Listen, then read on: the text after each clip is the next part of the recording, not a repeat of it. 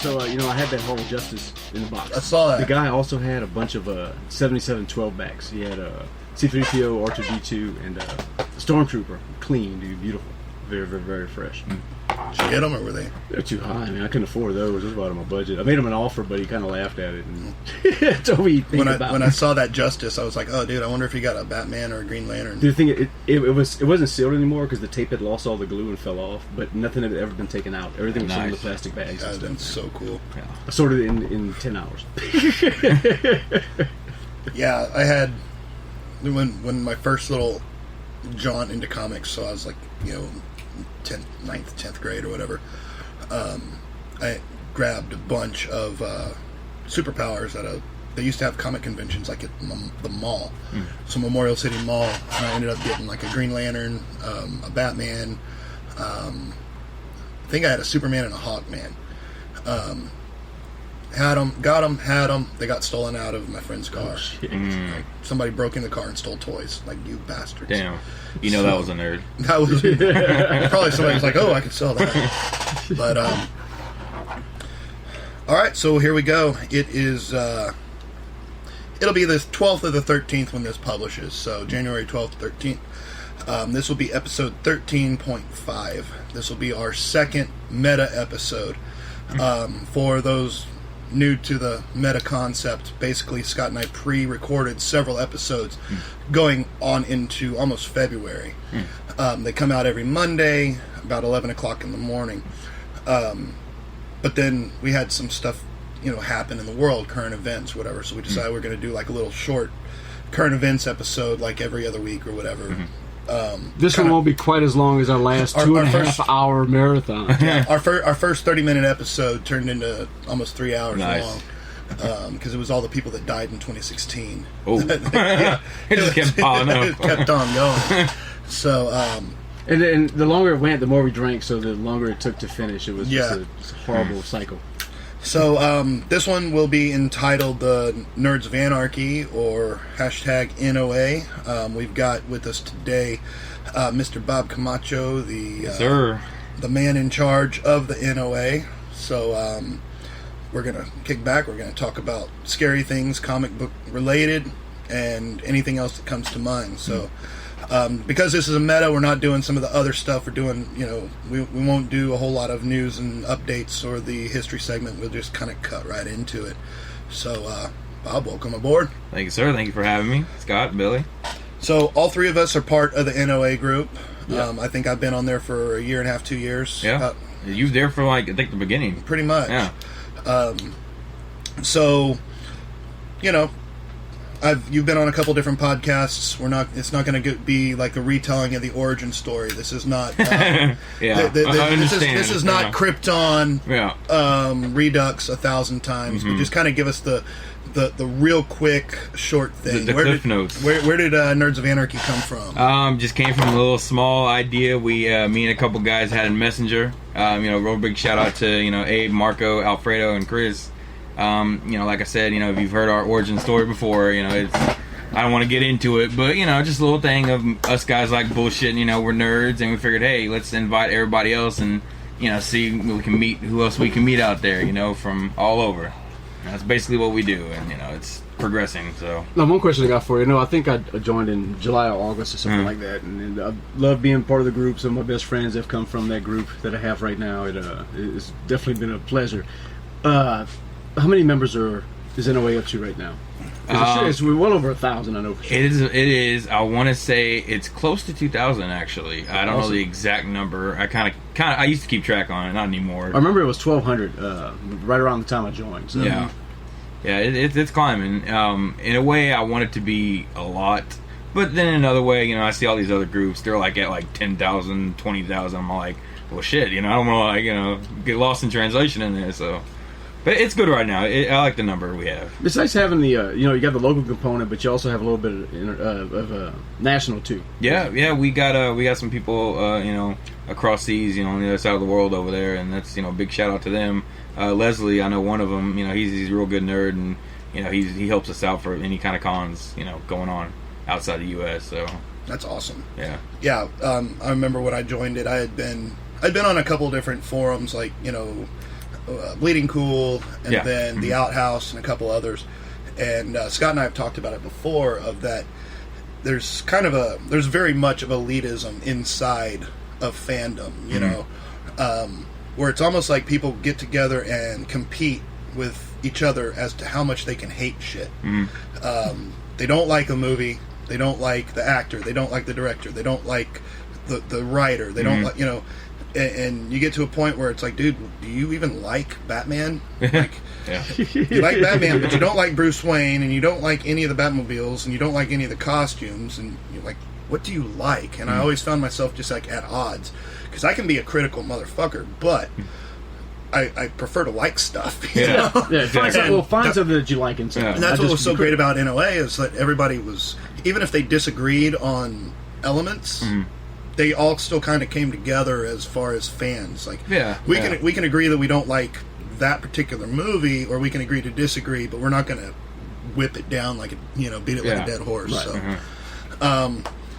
So yeah, I mean, if you guys are out there and you're listening, go check it out. The Facebook, was it just /NOA? Yeah, Nerds just of Anarchy? hashtag NOA, or just look up Nerds of Anarchy.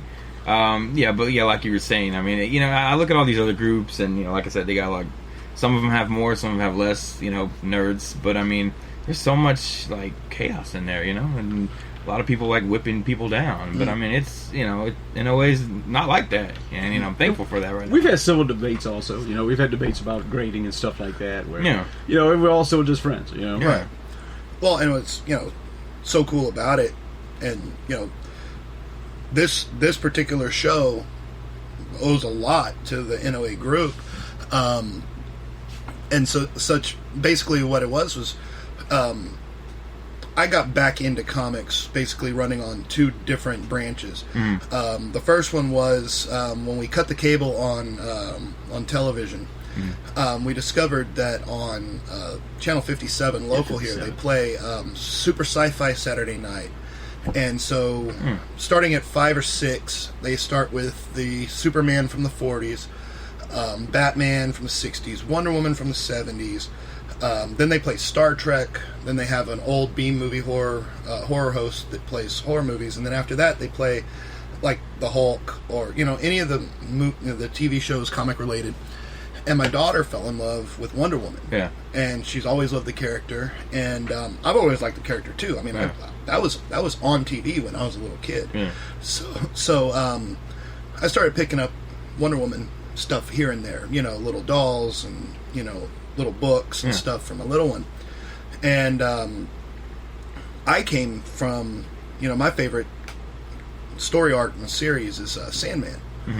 And so I got back into that, and that was, you know, I was kind of feeling out, you know, other than eBay, feeling out like other forums, who's got Sandman for sale, who's got figures, who's got whatever. And I ended up picking up a serious lot on eBay. It was like the back half of the series on eBay, plus a whole lot of other Vertigo stuff for like $40. Nice. It was a tremendous amount. It was like a short box for like $40. It was insane. And that kind of got me back into collecting.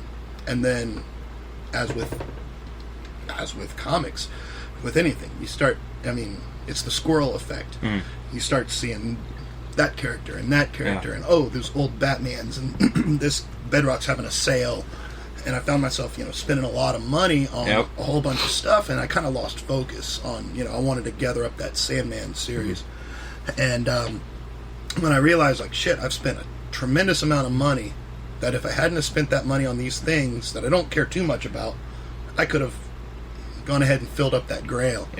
So then messaged you put me in reach with Scott. I came over, bought some Sandman. We started talking about scary movies and horror books and Bernie Wrightson, you know, and we realized, well, shit, we got a lot we got a lot in common. Let's talk about it. We basically did a podcast that first night. Yeah, if we had had a microphone, we would have recorded a podcast. So I mean, it's worked out well. And I mean, outside of that, we've had gatherings, the NOA parties. You guys travel together for conventions. Yeah. It's really close. I've never made so many friends outside of the internet from this group. Right. And you know, there's nobody really sketchy either because they get thrown out real quick. Pretty much, yeah. That's what we, that's what our goal was. Our motto, is nerds helping nerds, and that's what we try to do. And a lot of us know kind of like, oh, you like this, you like that. Like I know you like Wonder Woman, and you had mentioned to me several times about Sandman, and of course Scott. When he came around, he started letting us know what he's got over here at his Funland. And I had to put two and two together, and I've done the same for other nerds, and they've had a relationship growing from that particular interaction. So that's what we try to do, and it's worked so far, and we want to continue to do that. And it's great for helping out too. If you have any questions you need answered, any advice, a lot of guys help each other out with signatures. If you can't make it to a convention, find somebody that is going, and they'll take care of that for you. It's been great, man. It's a great community. Absolutely. So what got you into comics to start? You been there the whole time? No, I started more into figures, toys. I was actually into Ninja Turtles. That's what, and then I started from there. I kind of transitioned into like the books, and that kind of opened up the gateway for comics. And then I started seeing Todd McFarlane's artwork. I saw his Spider-Man, and that got me. And then of course X-Men, the 90s X-Men came along, and I was like, okay, I'm gonna switch over to some superhero stuff, and I just got hooked on it. And later on, I took breaks every now and then. I didn't stay all the way, but later on I actually ventured more towards DC, and Superman kind of got me hooked. He was my guy right there. So. Absolutely. Yeah. For me, it's old Batman. That's what when I was little tiny kid. My mom's got pictures of me wearing like Batman underoos. Yeah. Had blue towels pinned to my shirt. Like as capes and stuff. Batman was just it, and like I was saying before, superpowers, those Kenner action figures and the Super Friends. And so for me, it's always been a part of my life, even when I wasn't actively collecting anything. Especially Batman, but anything sort of superhero related, comics related would always turn my head. I'd always look at a piece of art. I'd notice, like Alex Ross, the artist, he does these hyper realistic portraits of superheroes. They look like photographs, and they look like like the classic versions of these superheroes, and they're like really, really thin outfits. And that would always catch my eye even when I wasn't active. So, I've always loved it. Now that I'm back into it, it's like finding an old friend, like, how about yourself? Oh, with me, just, I was a tremendous nerd when I was young. When I was 5, I was telling somebody the other day, when I was 5, my parents gave me a set of encyclopedias as a gift one time, and I read them all. At the age of 5, I was just ridiculous for that kind of stuff. And Swamp Thing came out, and I was at K&B drugstores one day and saw they had a comic book. Man, I picked it up, and that was it. And I just started loving that story. Mainly, I connected with it because it was set in Louisiana. And then I was at a Wag a Bag video with my cousin, and there was a heavy metal magazine there. And I discovered heavy metal magazine at way too young of an age. I really shouldn't have seen it at that time, but the artwork, that's what really just drew me to it. I loved it. I thought it was just fascinating. And I was more into monsters. The first toy I remember distinctively having is my Godzilla. That was my thing. Now I got into He-Man and Transformers and stuff going later on, but at the beginning it was I remember. Big thing that I was really into was Creature from the Black Lagoon when I was a kid. That was just a bomb to me. That was just awesome. That's just where my horror love comes from, I guess. Do you guys remember? Do you remember? There used to be this. I've looked for it on eBay. I've looked for it in forums, and there are some very scattered. Like I remember that, but it was this thing called the Crusher, and he was a green monster. He's probably about this big, and he had a hard, like orange plastic belt that was also like a air release, but he was hollow, and whenever you squeezed him down, you could wad him up like a piece of paper, and he would squeeze down to like this little bitty thing. And in the commercials, they showed like a little boy, he'd like squish it up, and then he'd roll it into his sister's room, and then it would slowly reinflate, and it would scare her. And I had it's that. Familiar. If I could ever find that, if you ever find that in your searches, if you see it somewhere, it's called the Crusher. It's so rare, it's probably very expensive. What year is that from? Probably like 70s, late 70s, early 80s. Yeah. Okay. Yeah, because he was always the bad guy to my He-Man. Like, He-Man fought the Crusher a lot. Just throw it at him. Yeah, he probably ended up in a garage sale. But I went to visit a friend of mine today at a comic book store out here, and I hadn't seen him in a couple of months, but he's got a ton of key issues. He's been around for a while, and he's more into the cards than comics, and he's got a lot of key issues that are starting to fade from the sun hitting them in his store.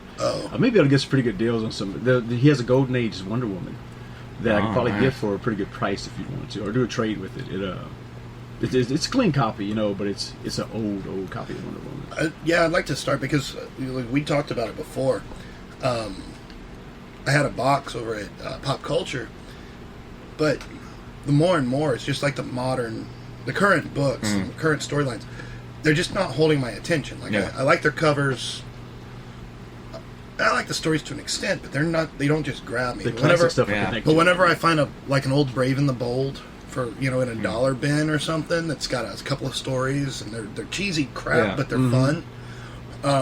I relish that. And like we were talking that one time about just how it's like it's in a piece of Americana. It's not it's not a collectible, so to speak. It's like a piece of history. Yeah.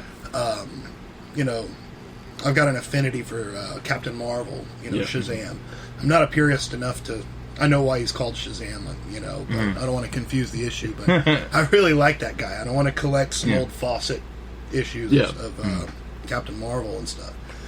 Kind of, again, refocus the monies from $30 here and $30 there to spend maybe $100 on a nice piece. Yeah. Right. And the thing about it is, when you do it just a small, just one piece at a time, you can just wait till you find that one deal that you don't want to pass up and just wait. I've got my She-Hulk #1 today. That's in the mail now on the way over here, which I've been waiting to get. So cool. I got it for $30. So. Nice. That's not bad. No, not at all, man. Not at all. Real good seller. I'm probably going to try to get him to join in a way. Actually, he sold it to me for $40, and then he wrote me back real quick. Said, "Hey, I'm gonna go ahead and refund you $10." He said, "I think that's more of a fair price." Like, cool, appreciate it, man. That's always good. Nice. Oh yeah. So this is a horror podcast. Are you, what's your thoughts on take on horror? What's your take on horror? What's your? I like horror. Don't get me wrong. It's not like my, it's not my number one, thing. But I mean, I love horror. I like it more in real life than opposed to like in the books or the movies and stuff. I spent a lot of time in San Antonio, and I love their history on ghosts and anything supernatural. I spent a lot of time in the country. I got my grandparents have a farm out there. A lot of ghost stories out there. Died always from the farm. Loved all that stuff. I don't know if a lot of it was true. I know some they probably told us just to go to bed, but I mean, I like it. It's, like I said, in real life, I love it. I'm the same way. We've had a couple of episodes. One of them haven't come out yet, but where we just talk about ghost stories, either local legends that we've heard or things that we've experienced and know. We have one rule here, and it's like everything's true, and that's the reason why everything's true is because, again, like we were talking, there's a lot of people who like to piss on other people's fun. Whether it's people who believe in the Ouija board or people who just heard something go bump in the night. You'll have an internet comment room trying to debunk it and give them shit for whatever. That's no fun. Yeah.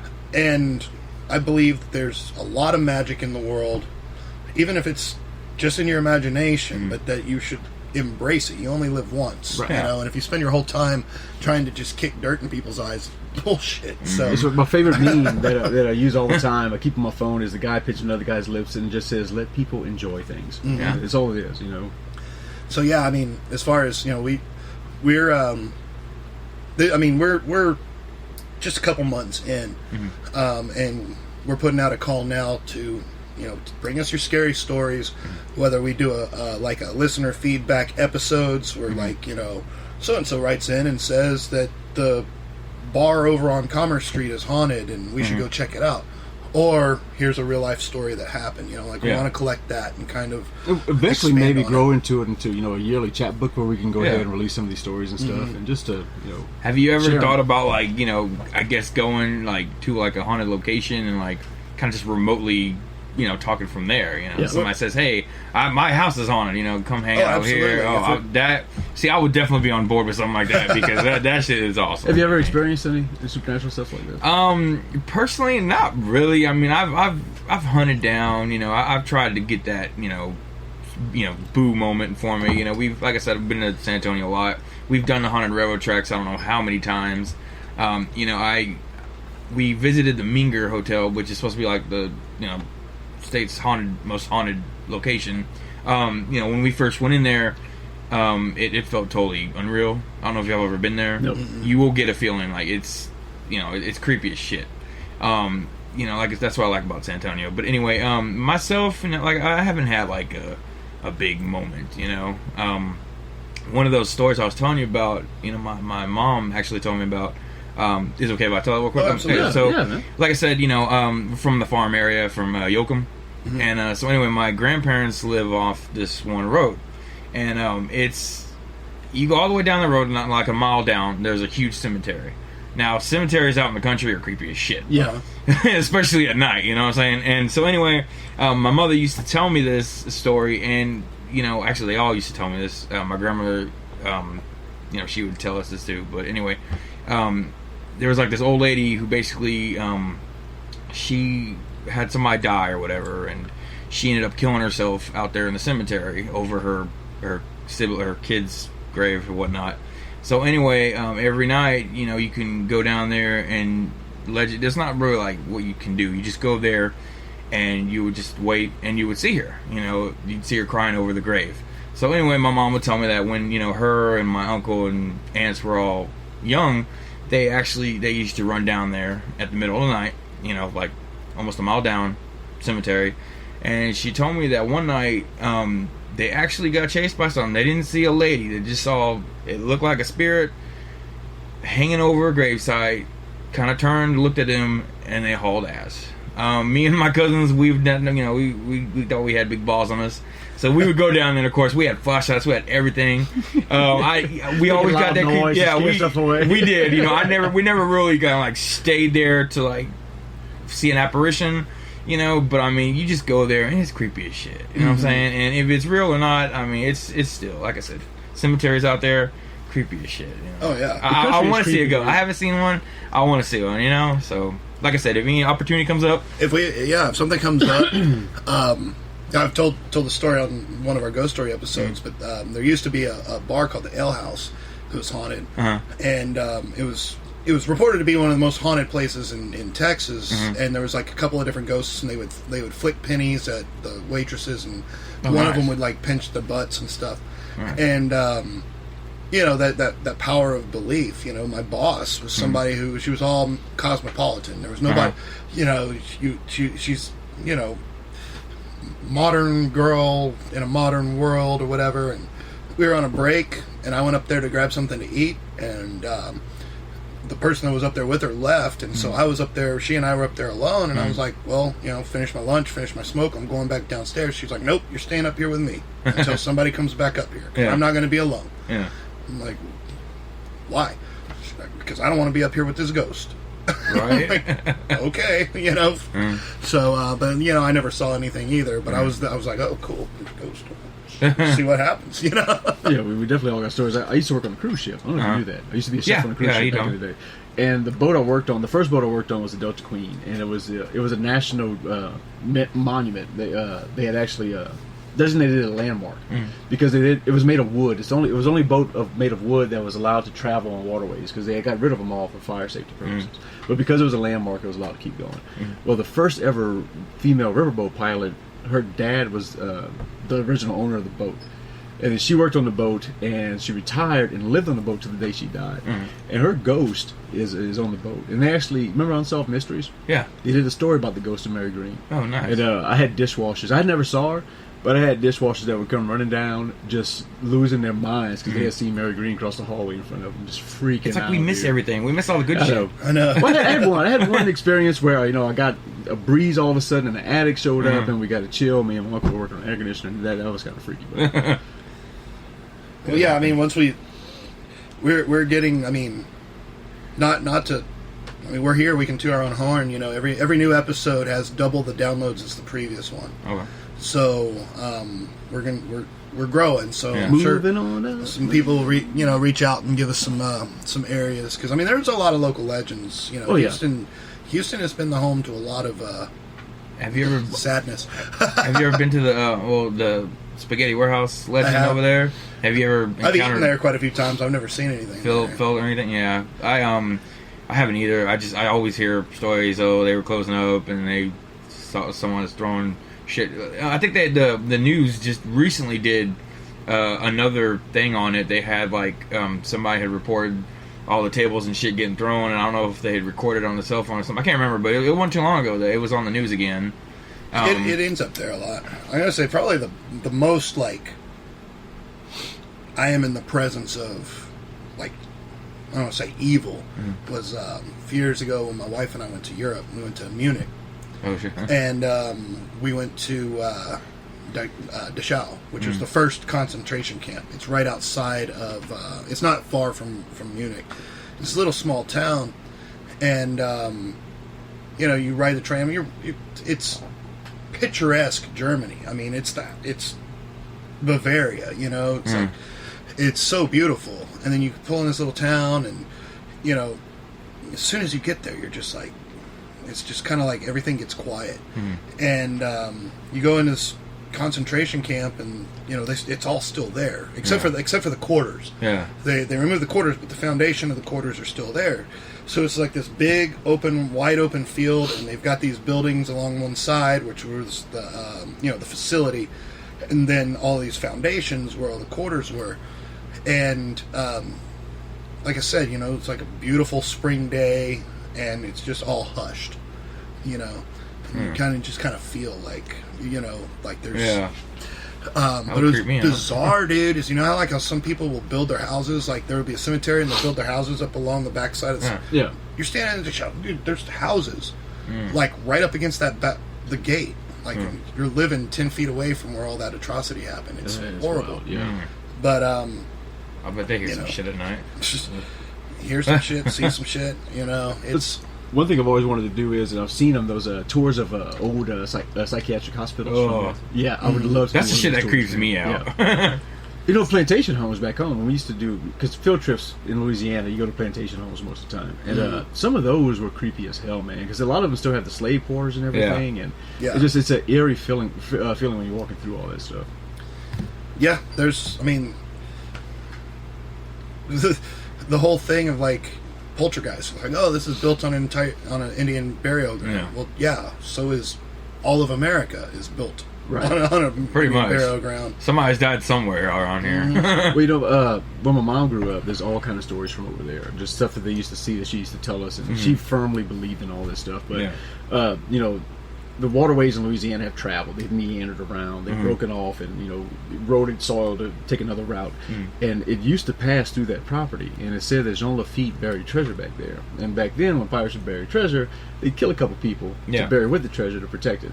Yeah. And a lot of those ghost stories come from that. And it's pretty creepy stuff, man. I'm a firm believer in the shit my mom used to tell me. Yeah, I bet they got some crazy shit because it's Louisiana, especially with all the voodoo and stuff, And just the history. Ooh. And all the just the Native American history with it too. I mean, it's pretty wild. There's another. We could make a trip down to Galveston. Ah, Well, I did the haunted tour in the Heights before. I want to do the one in Galveston. I heard that one's a lot better. The Heights one was, I think our guy just wasn't a good storyteller. yeah. That messes it up. That makes or breaks it. Because I went on a ghost tour in New Orleans one time, and the girl was a really good storyteller. But the stuff she was talking about was so far-fetched. I mean, it was just so far, no, this would be international news if this were to actually happen. Yeah. And then you come to find out later on that it did actually happen. It's like the one lady who she was like a real cruel mistress, and she was known for buying slaves, but she lived in one of those townhouses. So there's only so much room you can have. Yeah. There's only so many people you can fit in your house. Yeah. And then one day somebody broke out, and he was all bloody and busted up and twisted at weird angles, and they had enough reports of abuse, and they finally busted in on him. They found an attic full of like slaves. She bought slaves and then like broke them and let them heal in deformed ways and kept them chained up there. It's like, oh my god. Oh my god. There's been sick people around for a long, long time. We were talking that one time, like on the Friday the 13th episode, in our last one, about the 2% of people are just plain psychopaths. Oh yeah. Just a lot of them might be countered by medicine, but you get rid of their medicine and you got a Voorhees or Michael Myers on your hands. Right. You're talking about ghost tours. I listen to stand up a lot, so I'm going to give credit to Hardwick. Chris Hardwick, he came up with this when he brought up how you never hear about any young ghost. All the ghosts are always old. You don't hear about any ghosts that somebody died like in the 90s or something. What's the deal? They stopped making ghosts. All of them have chains. None of them have chain wallets. Yeah. Right. No emo ghosts or anything. Or some. I'm convinced that I've seen ghosts on the road. I drive all the time, and I used to drive quite a bit at night. And I've had weird things where, like, I'll be by myself on the road with another car, like, way up ahead, and they'll, like, change lanes and then disappear. And there's no, like, I finally catch up to where they disappeared. There's no exit. Right. There's no place that they went. They've just gone. Right. And, what better place for there to be ghosts than the roads, Right. Did you, this is crazy. I don't know. It's probably fake. I mean, how videos are these days. But I swear to God, it was creepy as shit. The video you posted. Is it the one where... Okay, so these Mexican dudes are in... I don't know if it's Mexico or if it's some kind of foreign country, but it's... I think I did post it. But anyway, middle of the night, these two dudes are, driving dirt-ass road in the middle of the night. So just driving, and then all of a sudden they see, like, this, like, figure... Like, they stop because they see, like, this figure, like, ahead of us. And so they have the camera, and so I have no idea what the fuck it is. It looks like... It honestly reminded me of, like, the creature from Dark Crystal. One of the bird creatures. Because, like, it was... So the figure was, like, it was hunched over. Like, tall as shit. Yeah, you did post it. White gown, hair coming down. I don't know what the fuck was it. It just looked like a giant bird to me. But anyway... It was like, walking all slow and shit, and they stop, and of course these dudes are like freaking out in their language or whatever, and it's kind of just going slowly towards them, so they're kind of like pulling off to the side, about to pass it, and damn thing just starts going faster and faster. Like, it's weird, it's creepy as shit. And so he's like, fuck that. It sounded like fuck that. And so they turn the car, and they're going the other way, and he's looking back. Fucking thing is hauling ass. I don't know. It's like shaking the head, hauling ass. Dude, that would have freaked me out. Oh yeah. God. Because I've had moments like that where just odd things happen. We got lost going to a casino in not Kinder, Louisiana. One of the Indian reservation casinos in Louisiana. Way out in the middle of nowhere, just woods. I'm lost. I'm 2-lane roads. I cross this bridge for the third time, and there's no lights or anything. And I see a little, a spot where I can turn around, and I pull in. And when I go to back out, I look, and there's a dude standing. There's no houses or anything. It's 2 o'clock in the morning. There's a dude standing up right there, looking in the window, scared. Everybody in the car started screaming. Just went ahead and hauled ass, man. But didn't see him when I pulled in. Just all of a sudden, he was right there. Oh, like what you're talking about sounds like the Mothman. I don't know if you've ever heard. Yeah, I heard about that. Isn't there like a disaster? Like a disaster is going to happen or has happened or some shit, right?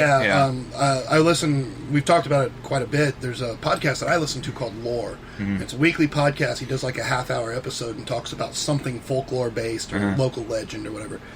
And one recent episode was talking about the Mothman and how in certain areas of the country at certain times, mostly in the 1800s, people report, like everybody reports seeing this kind of bird-like thing. Like giant wings and glowing red eyes and the size of a person or bigger, and then like a whole bunch of people see it all at once, and then they don't see it again, but then shortly after there's a disaster of some sort. And it's happened, like they saw the Mothman in Fukushima, they saw it in Chernobyl, they've seen the Mothman in different places where major disasters have happened, and that sounds like that. Holy shit.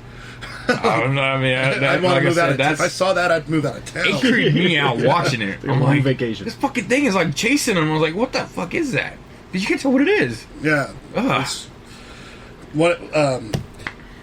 one of the best scares I ever got, scared myself. I used to drive this big F1 or Chevy Silverado, and my folks live out in Belleville. So for holidays and weekends and stuff, I go out to my folks' house. So going out there one night and pull up to my folks' house, and they're like, "Hey, go pick up your sister. She's at such and such a place." Like, not a week before, my sister had hit a deer with their van. That's why she didn't have her car, because she hit a deer and smashed up their grill. So the car was in the shop. So I went to go get my sister, and on the way to get my sister, 2 deer at 2 separate times. One like jumped out in front, and I like did like this. Another one, I'm like, shit. So I'm creeping down this country road.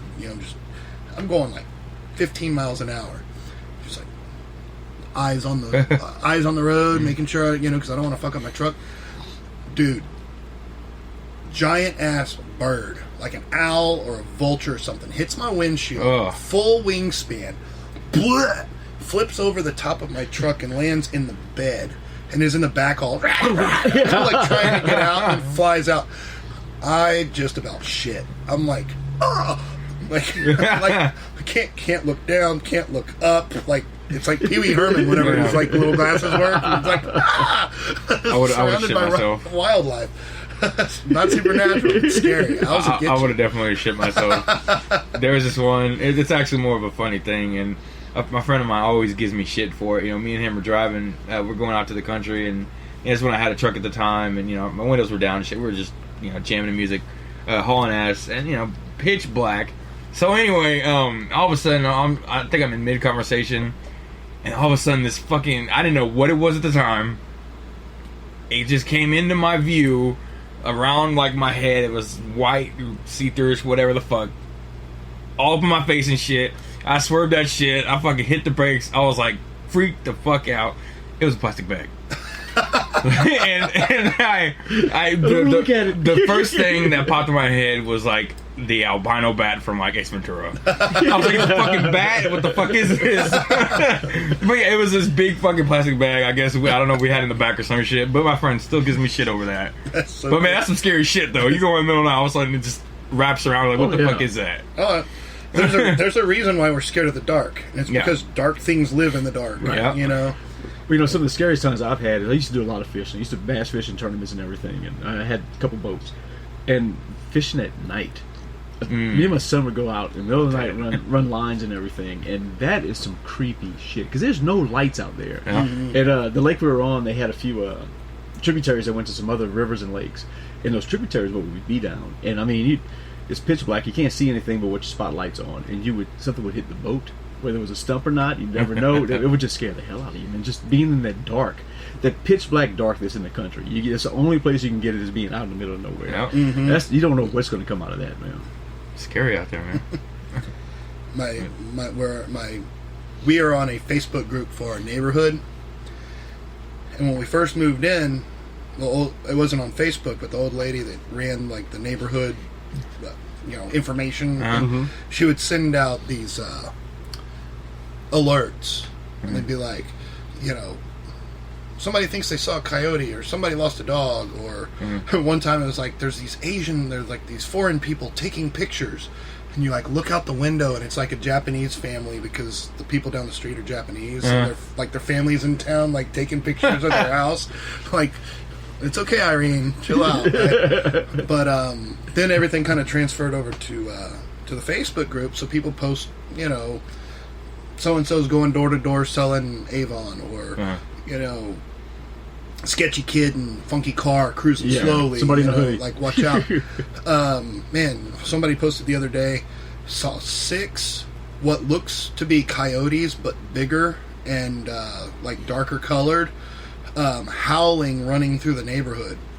And my wife is like, because our dog was all, like, flipping out. We got a Doberman. She's a pussy, but she's big. Yeah, right. And she's all like, like,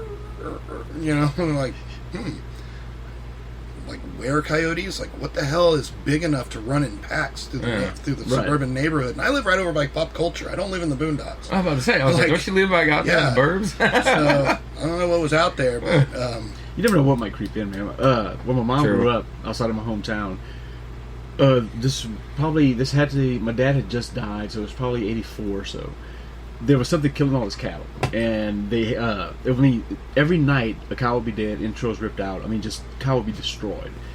And they had some wildlife people come out, and they thought it was a puma that had escaped from the. They had a research center that in the New Iberia base, which was an airport that did a lot of stuff for the military. They thought that maybe some cargo with an animal or something might have got out, and the puma was on his property. They hunted that thing for 2 weeks, still killing cows and everything. Damn. It ended up being a timber wolf.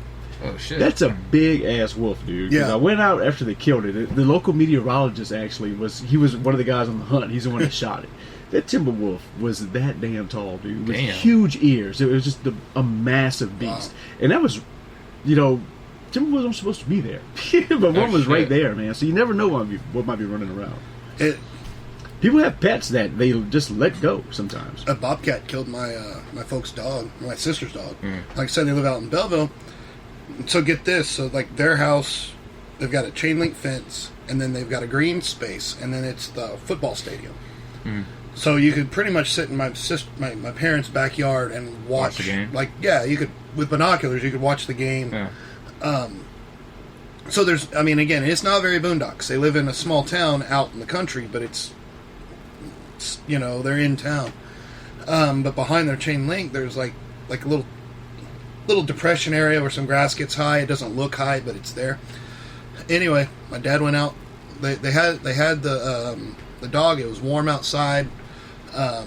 Part of the fence had blown down in a storm or whatever, the front part. Uh-huh. So they had him on a leader on a chain in the back. And Dad went outside, and he was just like Wolverine. Just like 3 claws right up the belly. Damn. And they called the animal control out. Animal control went out, looked at the wounds, hopped the fence, looked around, found this like swirl of grass where they bed down. He's like, "Man, it's a bobcat." Okay. Come over here, try to get some dinner. The dog probably gave him some lip. And bobcat, and they're not that big. They mean I cornered one time by accident, like a fool. I don't know what I was thinking. But I cornered him with a golf club, and then I'm thinking, what am I gonna do now? So I just backed off, said, "Okay, you won. I'm going back inside the house." But there was a video that came out probably about a month ago, maybe. It's a security camera at these people's house. Their dogs are losing their shit. Okay, and the security camera is pointing to the front bay window, and all you see are these two eyes. Oh, yeah, These yeah. 2 eyes are looking around. And the dog's losing their mind. The people wake up, and then you can hear them, talking. What the hell's wrong with those dogs? What are they barking at? And they turn the light on. There's a mountain lion on their front porch with a deer he just killed. Mhm. And that mountain lion picks the deer up by the neck and just walks off with it like it's nothing, dude. They would have walked outside without turning those Would've lights been on them and in the stuff. mouth. Oh, yeah, it would have been nasty. Well, you've seen the video of it's not it's same kind of cat, same size as a puma, but it's you see this alligator. It's creeping in the water, and you see this like thing coming behind it. And you're like, what is this? Big ass cat. It's like a jaguar. Pops up out of the water, grabs the alligator I have by the seen head, it. What? and then drags it Drags out of him the out. water, and then just walks off with this alligator holding it by the top of its head. I could have got some balls. Alligator's like, what the fuck is going on? Oh, yeah, what to do, man? Couldn't They death got roll or some anything. balls But because the that's ga- like the gator was- alligator territory. Yeah. Like, Well, yeah, he was hunting him in the water. Like, he Man. was swimming after him and like, catch bitch, and pull him out of the water. Got him, dude. wow. I've had some scary alligator moments back home too. That those animals they can be real quiet, and you gotta watch them. It's hard to judge size too whenever they're in the water the way they are. Yeah, I remember my dad right back in the day. Right, I think when they were building Cinco Ranch. I mean, I was in junior high, early high school, and they caught a like 20-foot gator, like a big one, and all these people were whining because they killed it. Yeah. They shot the gator, right? And the sheriff and the game warden are standing there. They're like, okay, you've got this animal who can run 35 miles an hour, running down your street where your kids and your dog, your animal, like, and you're worried about it. No shit. Like, Blowing his head off right there. yep. My great aunt used to. My great aunt was a commercial fisherman up until she was about 60 years old, Damn. and she used to catch them when they'd hatch, the hatchlings, and she'd bring them home. And she had this old metal bathtub out in the backyard. She would keep them in there until they got a little bit bigger, and she'd put them in her coolie in the back, and those were her garbage disposals. and you see this little frail old lady go out there with her trash and throw it out for the alligators to eat. It was the craziest stuff, man. But River Point Golf Course, which is in Richmond, and south of Greatwood, used to play there all the time. It was just a quick course to get on it and just get through 18th hole. I'll never forget. This used to happen all the time. It sloped up, and then the back just had a real bad drop that went down to some water. There were always alligators sunning on that back part. And I can't tell you the number of guys I was with that would hit the ball over onto that rough in the back, and they'd start walking across, and you'd see them jump and run because they'd see an alligator just sitting there sunning, dude. They're everywhere around here, man. People don't realize how many they have. No, they're survivors. If there's water, it's very likely they will have one there. Mm. And they can travel distances, too, to get to other places. We can go hunt. I mean, that's another thing. We can go hunt supernatural. If we don't find any ghosts, we can go looking for gators or bears. Right. Because there's plenty of them out there. Mm-hmm. I get a couple of tags this September if you want. To hunt gators? I'm down. A friend of mine used to kill them by hand. You know how usually people hook them and shoot them. He used to go real slow at night. You see the eyes on the water, and you pull the boat up on the side, and he would roll out the boat right on top of them, and he'd hurry and put one arm around the neck, and they'd start death rolling. He'd just spin with them, and he had a knife, and he would cut their stomachs open with the other hand until they stopped rolling. And one night he did that. Got big. It was a little bit too big than he was expecting. And every time he'd come up during the roll, you'd hear, "It's a big one!" Then he'd go back, "It's too big!" He'd go back up. What am I doing? Shit, man. Somebody had to But he couldn't let go. He had to stay holding on to it. Yeah. Bit off more than you could chew. Oh, yeah. I think that would just be like the epitome of scary, is to catch something like that and then cut it open and find human parts in it. Oh, yeah. Like whenever they go after shark kills somebody, Yeah. and they go catch Slow a body. digestive system, it's going to be in just there. in there. Ugh, creepy. We know I've seen all those pictures from Asian countries where crocodiles had eaten people. You always wonder if they're real or not, but it's some crazy stuff. And snakes, and even I've seen a couple of pictures of cutting them open and finding people inside. It's a horrible way to die, man. Fuck that. Yeah. We were, I don't know if you saw it. There's a new horror comic out. I read the first issue. At Pop Culture. It wasn't very good. It's called Hookjaw. Hookjaw. Its cover has got a great white shark with a harpoon coming out. Oh, yeah. So I googled it, and apparently, Hookjaw was one. There was an Action Comics or an Action magazine in Europe, in Britain, in the late mid '70s, like right after Jaws came out. And apparently, it was like so violent, it ended up being banned after like 4 issues. But Hookjaw was like their main character, and Hookjaw just ate the shit out of everybody. And so but since it was British, which England's a small place to begin with, Yeah. and it was only out for a little while and then banned, I'm like, that's going to be hard to find. So I saved a eBay search. But if I can find, I want to get those. It's like 6 issues. That sounds pretty cool, man. But keep an eye out for sure. you know, I found a Fright Night run. Did I tell you that? Nuh-uh. Yeah, I found a run of Fright Night, which is, I can't wait to get those in, because Dallas Horror Con, they're having a Fright Night reunion. They took my idea. Yeah. They're doing a Fright Night reunion this year. Let's get some experience under our belts, and then we'll reach out and get them back. Yeah. Oh yeah, definitely. Which Fright Night? Is it like the first? Yeah, the original Fright Night. Fright Night. I even found one of the books has the kid that became the werewolf. He's on the cover with the burned cross in his head and stuff. Nice. Huge shot of him on the cover. So yeah, I'll be picking that one up. Nice. Yeah, it wasn't real, but that's kind of a grail of mine. Is that Vampires Everywhere from the Lost Boys? Yes. Oh, okay. Nice. Apparently, they couldn't. The director couldn't find a horror comic that was, that looked good enough for the scene. So he went to somebody and had them mock up a cover. Okay. So the inside of the book is blank, and that was just a prop for the movie. But that one, he's like, gives him the. I'm like, man, that'd be cool to have in a frame. No joke. Vampires everywhere. You're getting graded. Everything's faded to white. White pages. 2.0. Lost Boys. That's a great movie. Oh yeah. Yeah, there's, as far as horror comics go, I mean, we talked about it in an upcoming episode, but the Swamp Thing was the first commercial, like mainstream comic to throw away the comics code, because basically they just said, "Fuck it, we'll just we'll just publish without approval," Right? And nobody cared. But the comics code killed the horror genre. I mean, horror was big and like it was huge, man. There were tons of titles out. That's why if you look and you find like old House of Mysteries issue. There's an issue where it's just the front door, and there's like a menacing face. The door's only half open, and there's a finger coming out. Like, come. That's the first horror issue that came back in the 70s. Prior to that, between the 50s and the 70s, it was all Martian Manhunter. They couldn't do horror. They were not. They said a lot of Superman stuff was like completely jacked up by the comics code. That's why there's so many stories about Lois trying to find out his secret identity. Yeah. Because every time that they had him punch a bad guy, the censors were like, "No, you can't do that. Like, it's too violent." It's like. Then I heard recently on Facebook that some little girl brought a Wonder Woman lunchbox to school, and the school sent it home. No way. Because promoting violence. Because Wonder Woman solves her problems by promoting violence, and the lady pictured the showed a picture of the lunchbox.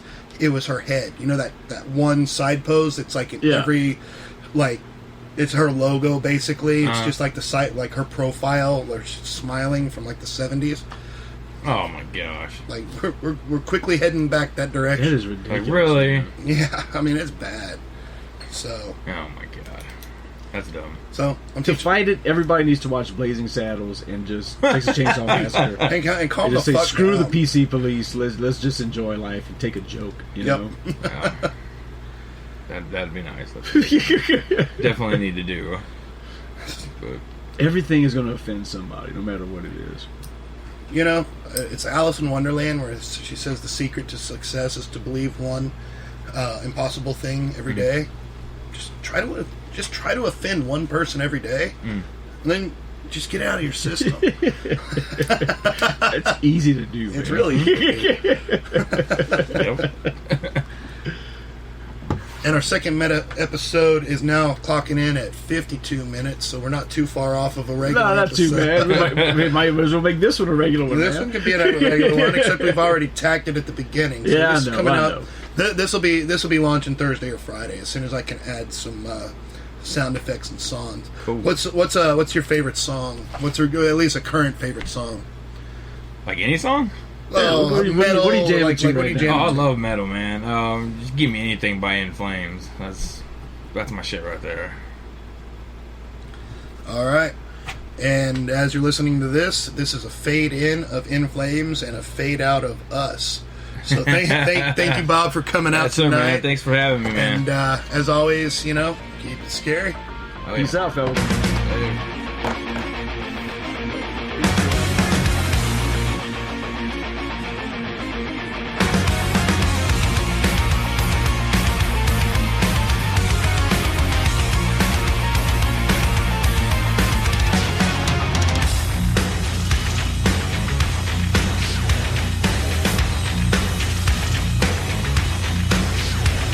Remind me I'm golden, the fortress above the sun.